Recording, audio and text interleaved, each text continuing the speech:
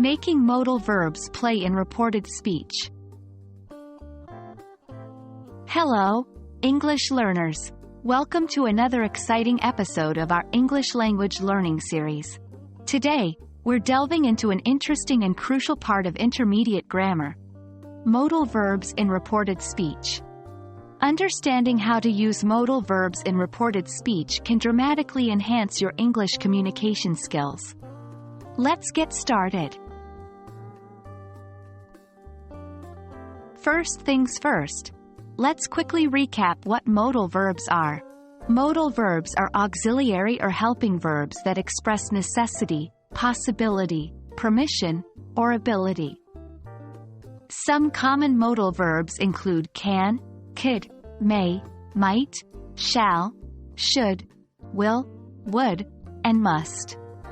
On the other hand, reported speech, or indirect speech, is when we tell someone else what another person said. It's not the exact words, which is called direct speech, but a version that reports the essence of what they said. In reported speech, we usually shift the tenses back. This rule also applies to modal verbs. However, some modal verbs change in reported speech and some do not.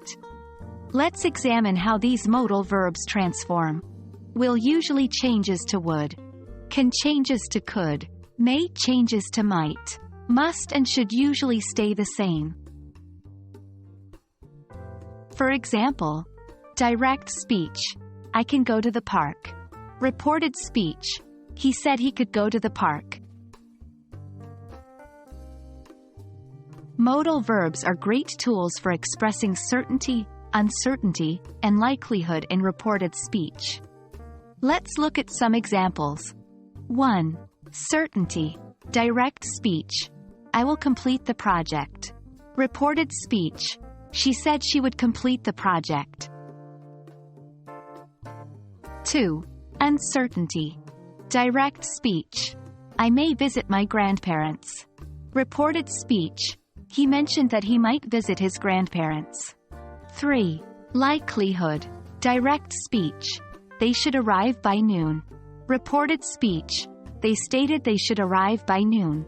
Note: be aware that the context and the speaker's attitude can influence the interpretation of these modal verbs.